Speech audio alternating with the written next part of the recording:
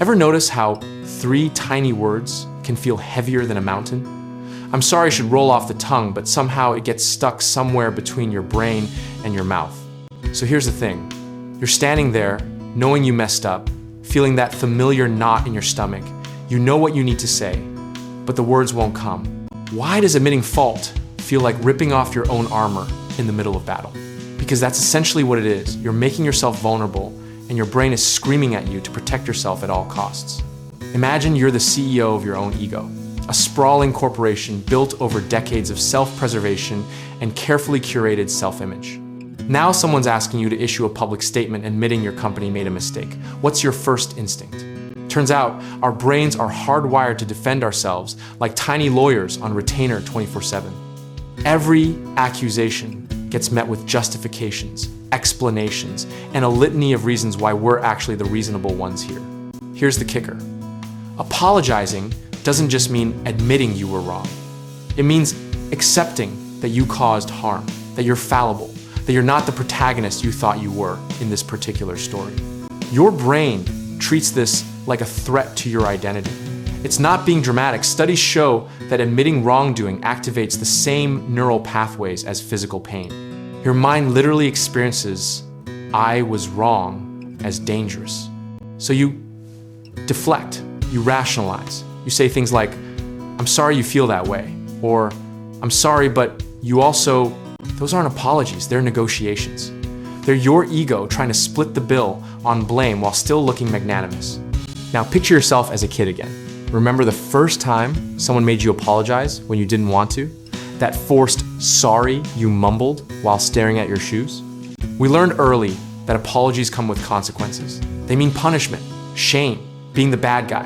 So we built defense mechanisms taller than skyscrapers. The irony is that the harder you resist apologizing, the worse everything gets. Relationships fracture, trust evaporates, small conflicts become epic feuds, all because 3 words felt impossible. But here's where it gets interesting. The people who apologize easily aren't necessarily better people.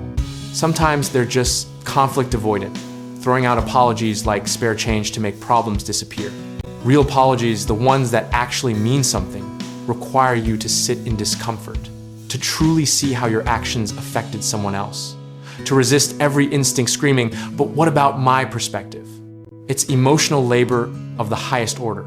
You're not just saying words, you're performing emotional surgery on yourself while the other person watches. Real estate remains one of the most accessible wealth-building tools available to ordinary people. While stocks require you to compete against algorithms and institutional traders, rental properties reward research, patience, and operational execution skills anyone can develop. Cue the motivational Instagram posts about strong people apologize. But in the real world, people screenshot your apology and use it against you in court or during arguments or on social media. So your brain calculates the risks.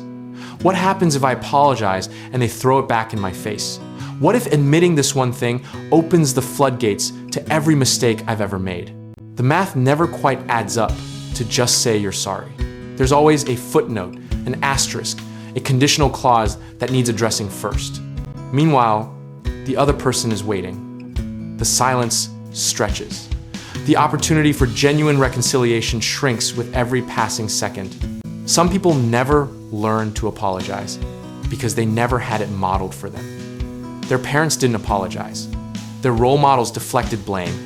They learned that admitting fault is for losers. Others had apologies weaponized against them, forced to apologize for things that weren't their fault until the word lost all meaning. And then there's pride, that ancient beast that's destroyed more relationships than any other single force in human history. Pride tells you that bending means breaking, that apologizing means losing. But here's the twist nobody talks about. Refusing to apologize is its own kind of prison. You become a hostage to your own stubbornness, replaying arguments in your head, building elaborate justifications for behavior you know was wrong. The person who can't apologize doesn't win, they just get really good at being alone, really skilled at burning bridges while insisting they were right to strike the match. Yet somehow, despite all this, some people manage it. They look you in the eye, take responsibility, and mean it. No deflection. No, but you also. What's their secret? Maybe they've realized that apologizing doesn't diminish them, it expands them. That admitting fault is actually the most powerful move you can make.